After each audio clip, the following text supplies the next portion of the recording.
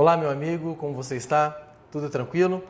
Vamos resolver umas questões agora de direito constitucional, exatamente para a gente tentar melhorar, fechar todo o estudo que você fez ao longo deste encontro, né?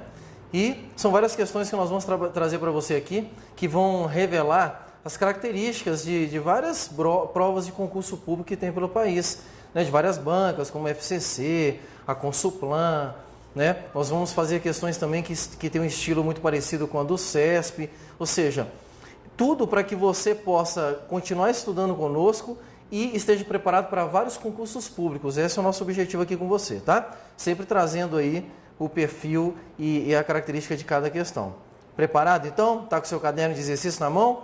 Canetinha para você fazer anotações? Beleza. Então nós vamos começar agora esta resolução de exercícios. Primeira questão aparece na sua tela aí. No que diz respeito ao direito à inviolabilidade de domicílio, é correto afirmar que: letra A, ninguém pode violar a casa à noite, mesmo que munido de autorização judicial. Letra B, a casa é asilo inviolável e em nenhuma hipótese se pode nela ingressar sem o consentimento do morador. Letra C, o conceito de casa é restrito e abrange apenas a residência com ânimo definitivo. Letra D, a casa à noite torna-se violável nas hipóteses de flagrante, desastre e prestação de socorro, porém é necessária autorização judicial. E letra E, a casa é violável no caso de flagrante, desastre ou para prestar socorro. Uma questão bacana, uma questão de múltipla escolha. Ela é um tema que está trabalhando apenas o tema da inviolabilidade domiciliar, né? Um tema que nós estudamos quando verificamos dentro dos direitos individuais regras de segurança jurídica. Uma das regras assim, mais trabalhadas em prova, essa regra da inviolabilidade domiciliar. Tá? Lembrando daquilo que já foi estudado e aquilo que você tem à sua disposição no material, que você pode depois dar aquela consultada, e ainda lendo o texto constitucional, algumas informações podem ser retiradas. Primeiro, a casa, como regra, é um asilo inviolável, o que significa dizer que ninguém pode entrar na sua casa sem o seu consentimento, sem o consentimento do morador. Perfeito. A Constituição trouxe para nós 4 exceções desta inviolabilidade. Quais são essas exceções? Você pode entrar na casa sem consentimento do morador, no caso de flagrante delito, desastre para prestar socorro ou por determinação judicial.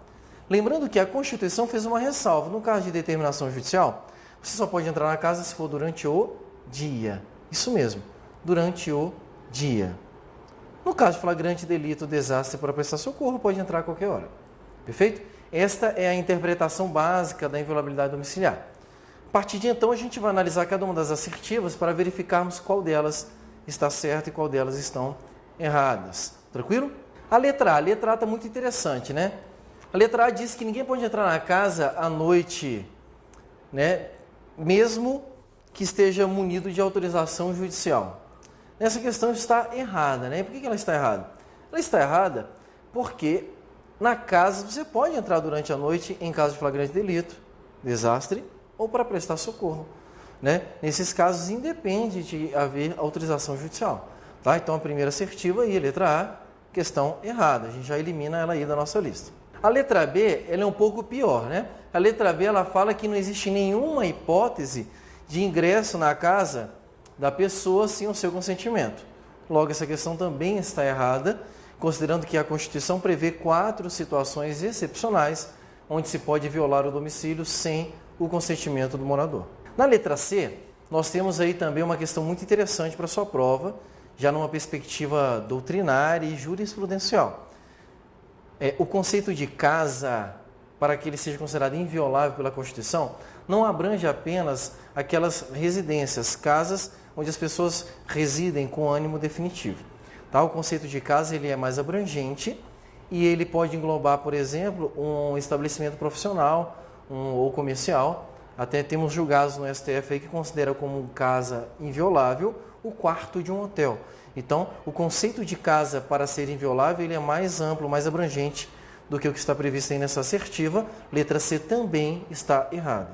A letra D é muito bacana, porque ele faz uma confusão gigantesca, né? Ela fala que você pode entrar na casa da pessoa durante a noite, em caso de flagrante delito, desastre, prestar socorro, e que nestes casos é necessária uma autorização judicial. Imagina você tendo que arrumar uma autorização judicial para prestar um socorro para alguém que está pegando fogo dentro da casa, né? Completamente descabida. A letra D também está errada. E por fim, nós temos aí a letra E, que é a nossa resposta correta, que traz as 3 situações onde é possível violar o domicílio, né? Caso de flagrante delito, desastre ou para prestar socorro, é possível você entrar na casa da pessoa sem consentimento do morador. Ou seja, neste momento a casa é violável nessas 3 circunstâncias. Letra E, resposta correta da nossa questão. Beleza? Viu como é que é bacana essa questão aqui? É uma questão que trouxe um tema apenas e trabalhou só com aquele tema ali específico dentro dos direitos individuais. Tranquilo? Vamos para mais uma? Preparado? Vamos então mais uma questão na sua tela. De acordo com a Constituição Federal, é assegurado nos processos de competência do Tribunal do Júri. Letra A, o processamento dos crimes patrimoniais dolosos. Letra B, o sigilo das votações. Letra C, a divulgação das votações para garantia da plenitude de defesa. Letra D, a soberania da sentença sobre as votações. E letra E, o processamento dos crimes dolosos e culposos contra a vida. Essa é uma questão bem bacana, é uma questão que trabalhei com a figura do Tribunal do Júri, que é uma instituição jurídica vinculada ao Poder Judiciário, que tem algumas atribuições especiais trazidas pela Constituição no julgamento de alguns tipos de crime. E dentro dos direitos e garantias fundamentais, ela aparece como uma garantia de natureza individual, ali, o direito, né, de ser julgado pelo Tribunal do Júri, em algumas hipóteses. E a Constituição traz alguns princípios. Essa questão ela vai tentar trabalhar com esses princípios aqui que rege o Tribunal do Júri. Vamos analisar cada uma das assertivas para verificarmos qual é a resposta correta. A letra A, ele fala que o Tribunal do Júri tem competência para processar os crimes patrimoniais dolosos. Aqui nós temos a primeira questão errada, né, a assertiva errada, considerando que o Tribunal do Júri ele tem uma competência específica e própria para o julgamento de crimes dolosos contra a vida. Então o Tribunal do Júri só julga crimes dolosos contra a vida. A letra A é uma assertiva errada. A letra B fala do sigilo das votações. O sigilo das votações é um dos princípios que rege o Tribunal do Júri. Tá? Então o Tribunal do Júri ele tem essa característica, porque quem julga não é um juiz, e sim um conjunto de pessoas, partícipes da sociedade, cidadãos, que são escolhidos dentre vários membros da sociedade para fazer esse julgamento, né, que são os jurados. Pronto, a Constituição determina que cada julgamento desse seja resguardado pelo sigilo das votações, princípio constitucional que rege o Tribunal do Júri. Essa é a nossa resposta correta da questão. Beleza? Letra B, resposta correta. Vamos ver as outras o que dizem. A letra C, ela se contrapõe à letra B, não é verdade? Porque ela fala que tem que ser feita a divulgação das votações. Letra C está completamente errada por conta do princípio do sigilo das votações que rege o Tribunal do Júri. A letra D também aparece um erro aqui bem tranquilo, ele fala assim que a sentença se sobrepõe à votação, né? Que existe uma superioridade. Está errado, porque a Constituição estabelece como princípio que rege o Tribunal do Júri a soberania dos vereditos, tá? Então a votação emanada pelo jurado, que é o veredito que é dado ali, é soberano. O que os jurados decidirem está decidido. Tranquilo? Então a letra D também está errada. E a letra E é até muito comum em prova, ele fala que o Tribunal do Júri tem competência para processar crimes dolosos e culposos contra a vida. Muito comum essa questão. Em todas as bancas eu já vi essa questão. FCC, já vi na FGV, já vi no CESP, já vi na Consulplan, questão muito debatida, tá? Ela está errada porque você já sabe por quê. Ela está errada porque a competência do Tribunal do Júri é para julgar crimes dolosos contra a vida, apenas crimes dolosos. Daniel, não entendi a diferença entre doloso e culposo. Doloso, em linhas bem simples, bem gerais, é aquele crime que você pratica com vontade de praticar. E crime culposo é aquele crime que você pratica sem querer, querendo, né? Aquele crime que você não tinha intenção de praticar e você acaba praticando ele. Tá, o Tribunal do Júri não se preocupa com crime culposo, só com os crimes dolosos. E tem que ser contra a vida. Tranquilo? Questãozinha bem simples, bem light, para você entender como é que isso aí é perguntado na sua prova, matéria que nós estudamos aqui no nosso curso de Direito Constitucional. Beleza? Vamos para mais uma questão então? Mais uma questão de Direito Constitucional. Na sua tela. No dia 27 de fevereiro de 2008, determinado cidadão foi multado em razão de conduzir veículo utilizando o telefone móvel. No dia 13 de março de 2008, foi editada a lei federal tipificando como crime a mesma conduta. Pretendeu-se, então, aditar o auto de infração lavrado para aplicar ao cidadão a pena prevista para o novo tipo penal. A conduta é de acordo com a Constituição Federal. Letra A. Constitucional, uma vez que observado o princípio da legalidade. Letra B. Constitucional, uma vez que se presta a garantir a segurança da coletividade no trânsito. Letra C. Constitucional, se a atuação da infração de trânsito for posterior à edição da lei, independentemente da data da prática do ato. Letra D. Inconstitucional, porque ofende o princípio da irretroatividade da lei penal. E letra E. Inconstitucional, pois, embora observado o princípio da legalidade, restou violado o princípio da ampla defesa. Essa é uma questão muito bacana, uma questão já de alto nível, porque ela traz um caso concreto, onde exige do candidato uma aplicabilidade prática dos que foi escrito na Constituição Federal dentro desse caso. Tá? Então nós temos o quê? Nós temos uma infração de trânsito cometida num dia e posterior a essa infração de trânsito é editada uma lei criminalizando aquela infração. Tá? Então temos um ato num dia e posterior ao ato a lei criminalizando aquela conduta. O que ele quer saber é, pode esta lei que foi editada posterior à conduta regular a vida daquele condutor que cometeu a infração de trânsito? Né? Queridos, princípio basilar do direito penal e que está previsto no direito constitucional, pois é lá que está o seu fundamento, dentro do artigo 5º, como garantia individual, exatamente a irretroatividade da lei penal. Então, a regra é, a lei penal não retroage. A lei penal ela não se volta para trás. A lei penal ela só funciona para os fatos que ocorreram após a sua edição, após a sua publicação. Tá? Então, aqui nessa questão, nós temos uma atitude feita pela autoridade de trânsito que fez o seguinte, falou assim, já que saiu uma nova lei, então eu vou corrigir aqui o meu auto de infração para criminalizar a conduta deste motorista. Eu pergunto, a autoridade de trânsito pode fazer isso aqui? É claro que não, ela não pode. A conduta praticada ela é inconstitucional. E por que ela é inconstitucional? Porque ela viola o princípio da irretroatividade da lei penal. Simples. Por isso que a única resposta cabível nessa questão aqui é a letra D de dado. Porque é a letra D de dado que traz essa informação.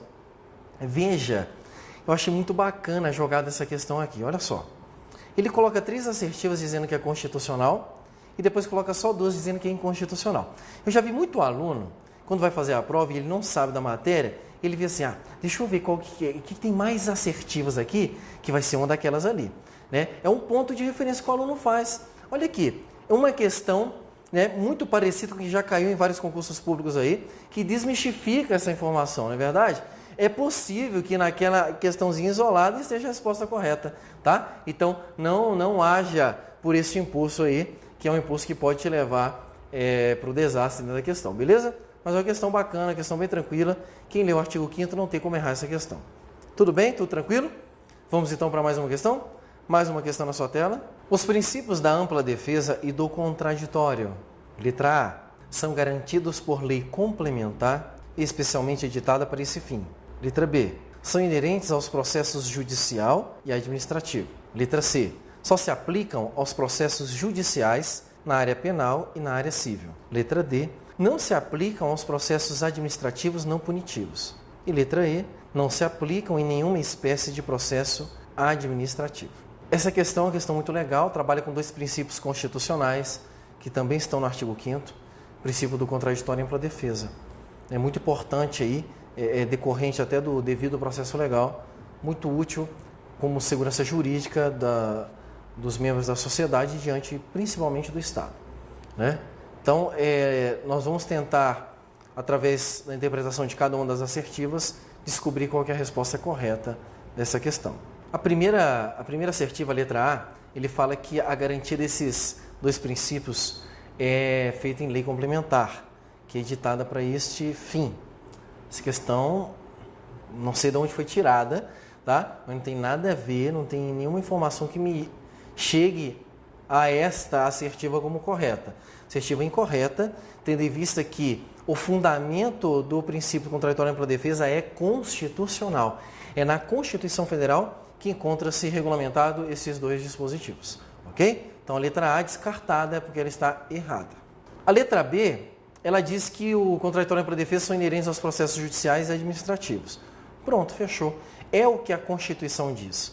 A Constituição diz que esses dois princípios são garantidos tanto em processos judiciais quanto em processos de caráter administrativo. Pronto, acabou. Né? Questão bem tranquila, questão certa. Letra B é a nossa resposta dessa questão. Mas não paramos aqui. Né? Quando a gente estuda questões, quando a gente resolve questões, nós temos que descobrir as certas e as erradas. Vamos então analisar as demais. A letra C diz que só se aplica a processo judicial, penal e civil. Já está errado até por causa da letra B, ela se contrapõe a B. A B falou que é judicial e administrativo, que é o que a Constituição diz. A letra C então está errada. Está errada porque contraditório e ampla defesa também existe em procedimento administrativo. A letra D, ela é curiosa, ela diz que não se aplica aos processos administrativos não punitivos. Olha só, contraditório e ampla defesa, ela se aplica em qualquer procedimento que exija a versão da outra parte. Não necessariamente numa situação que tenha caráter punitivo. Né? Você pode ter, por exemplo, uma investigação de paternidade, por exemplo, que não tem caráter punitivo, apenas um caráter declaratório de reconhecimento de vínculo jurídico de paternidade. Tá? Não tem caráter punitivo. Uma pessoa alega que o outro é pai, a pessoa que está sendo questionada judicialmente como sendo pai, ela tem direito ao contraditório e ampla defesa. Ela vai ser punida? Não, ela simplesmente vai ser pai. Aí algumas pessoas podem pensar, mas é a mesma coisa, Daniel, não é não, meu filho. A não ser que você tenha feito coisa errada pro lado da cerca, aí vai ser uma punição, não é verdade? E vai uma punição que vai doer no seu bolso o resto da sua vida. Mas a natureza jurídica da investigação paternidade não é punir ninguém, e sim descobrir, constituir uma nova situação jurídica, tá? Então essa questão também está errada. E a letra E, ela já está respondida, porque está dizendo aqui que não se aplica nenhum procedimento administrativo. Está errado. Já respondemos lá em cima com a resposta correta, que contraditório e ampla defesa existe em processo judicial e administrativo. Beleza? Então, uma questãozinha bem bacana, bem light. Copia e cola da Constituição, só que agora a questão foi destrinchada aqui. Né? E trouxe também os detalhes doutrinários. Então, uma questão bacana, que pode dar trabalho para aquele aluno que não estuda. Com o nosso material, tenho certeza que você acerta essa questão. Tudo bem? Vamos para mais uma? É garantia específica do direito à integridade física e mental dos indivíduos a previsão constitucional segundo a qual, letra A, não há crime sem lei anterior que o defina, nem pena sem prévia culminação legal. Letra B, não haverá penas de caráter perpétuo, salvo em caso de guerra declarada nos termos da Constituição.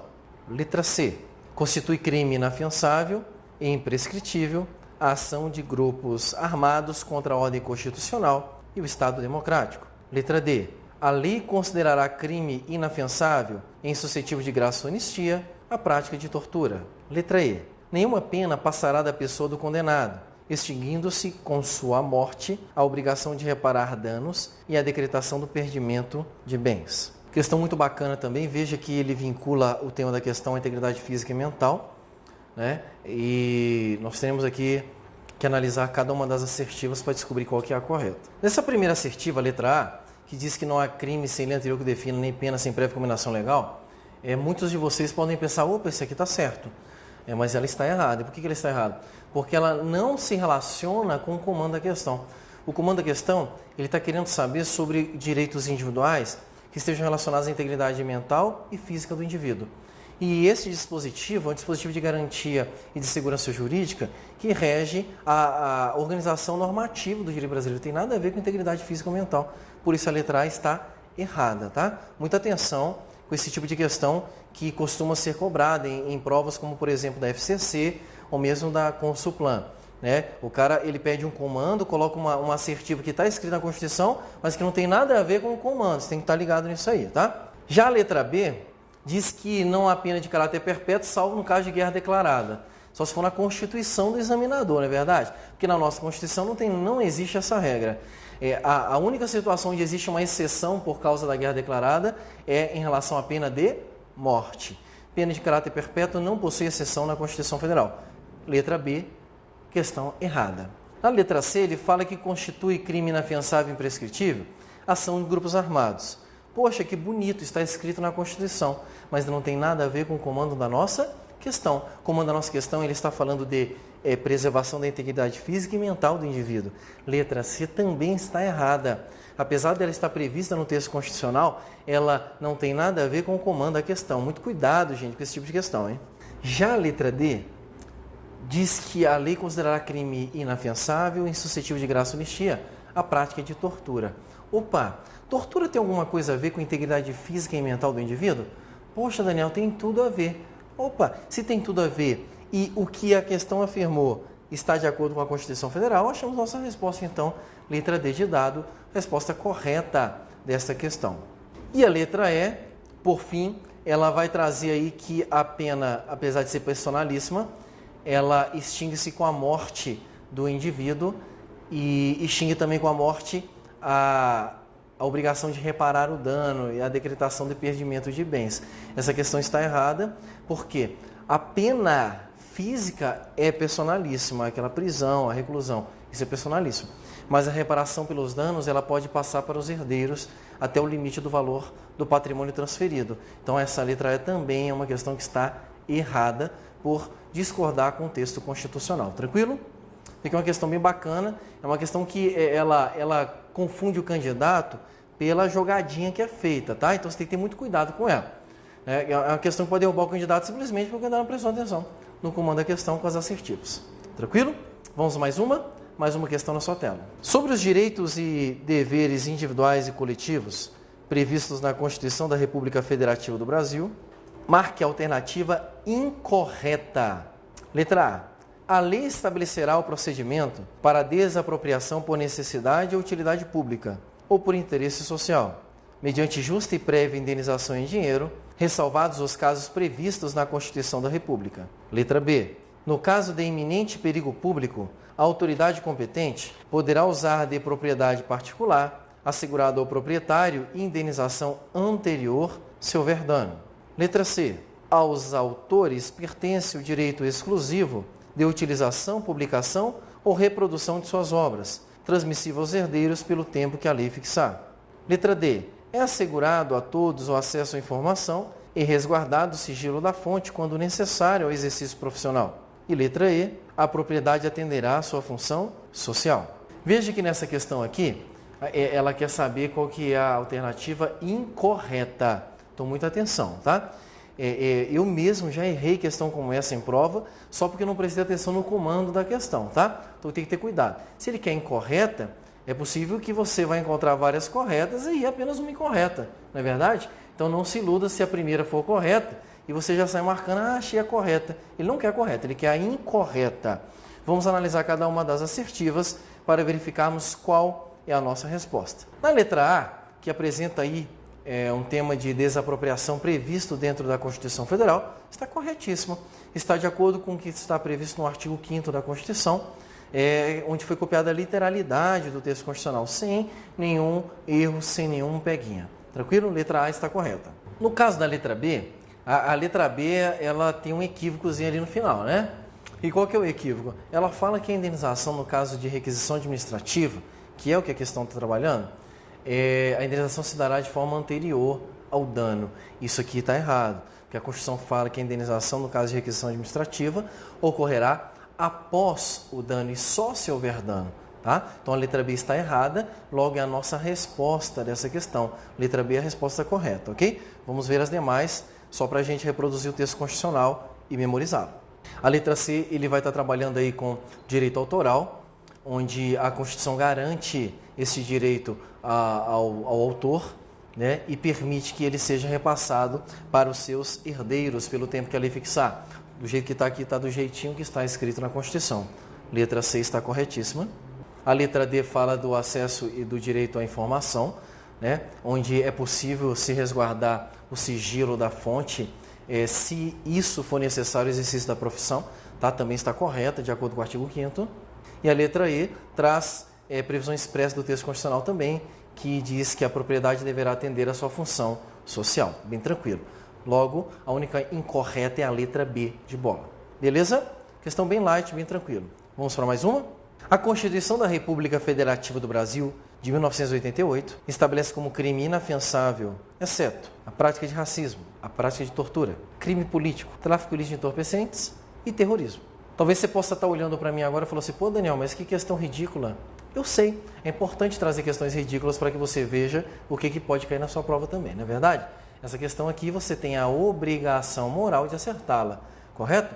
Ele quer saber qual que é a única assertiva aqui que não contém um crime inafiançável. Ora, a única assertiva que não contém um crime inafiançável é a letra C de casa, onde está previsto crime político. Ok? Crime político não está ali no rol do inciso 42, 43, 44 do artigo 5º, que traz vários crimes que são inafiançáveis. Repetindo eles para que você possa memorizá-lo. Quais são os crimes inafiançáveis? Racismo, ação de grupos armados, tráfico, tortura, terrorismo e crimes hediondos. São esses o rol de crimes inafiançáveis previstos no artigo 5º da Constituição. Beleza? Tranquilo, né? Vamos mais uma então? Mais uma questãozinha agora para você. Essa é uma questão onde nós vamos ler uma assertiva e você vai julgar se ela está certa ou errada, ok? Não é de múltipla escolha, agora é uma questão de certo ou errado. Uma fazenda destinada à plantação de maconha pode ser objeto de desapropriação confiscatória, devendo a indenização ao proprietário, nesse caso, ser paga em títulos da dívida agrária. Meu querido, essa questão está certa ou está errada?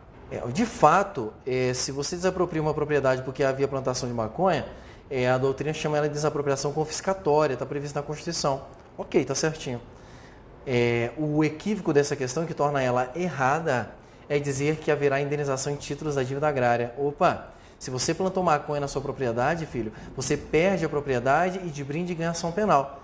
E jamais vai receber indenização por isso, ok? Não recebe indenização porque você cometeu um crime. Tranquilo? Então, a desapropriação confiscatória não é indenizada. Tranquilo? Beleza? Muito tranquila essa questão. É uma questão bacana que une doutrina e texto constitucional. Vamos mais uma? O direito à duração razoável do processo, tanto no âmbito judicial quanto no âmbito administrativo, é um direito fundamental previsto expressamente na Constituição Federal. Certo ou errado essa questão? Exatamente, né, gente? Essa questão está certa. Ela é a leitura parafraseada do inciso 78 do artigo 5º, que traz para dentro dos direitos fundamentais a chamado princípio da celeridade processual. Celeridade processual significa rapidez processual. Significa dizer que o processo ele tem que tramitar com agilidade. É isso que essa questão quis dizer, é isso que a Constituição exige como direito fundamental. Questão correta para você. Beleza? Vamos mais uma na sua tela. O sigilo das comunicações telefônicas é inviolável, podendo ser rompido somente por autorização judicial ou por decisão da autoridade policial responsável pelo inquérito, quando existirem fundados elementos reveladores da prática de crime. Então, meus queridos, certo ou errado essa questão? Questão errada, né? Sigilo de comunicação telefônica, lembre-se sempre, só pode ser violado por determinação judicial. Tanto faz se é no momento processual ou se é no inquérito policial. Quem autoriza a quebra desse sigilo? Só o juiz. Por isso que a questão está errada. Porque ela disse que a autoridade policial pode fazer essa quebra. Questão errada. Beleza? O que nós vimos aí? Nós vimos questões de múltipla escolha, nós vimos questões de certo e errado, para que você perceba, dentro daquilo que nós estudamos com você, como que é fácil, como é simples acertar uma questão em prova, desde que você realmente esteja estudando com seriedade e compromisso. Você tem que saber para onde você quer ir. E com certeza você chegará lá. Beleza? Equipe Alfa Concursos, com você até a sua aprovação. Um abraço e até a próxima encontro com vocês.